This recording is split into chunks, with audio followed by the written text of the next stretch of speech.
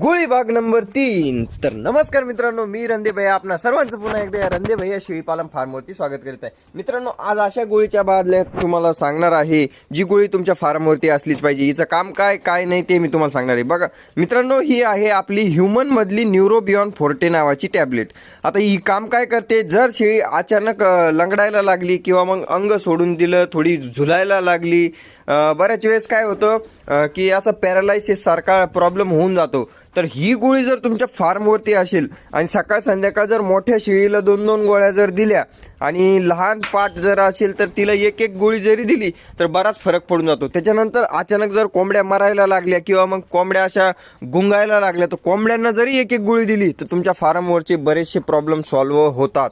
ही गोष्ट ध्यानात ठेवा। आणि रंदे भैया शेळीपालन फार्मला असेच मेडिसिनच्या बाऱ्यात माहिती पाहिजे असेल तर संपर्क करा आणि फॉलो करून घ्या। यूट्यूब चॅनलला सबस्क्राईब करून घ्या। धन्यवाद। रंदे भैया शेळीपालन फार्म सबस्क्राईब।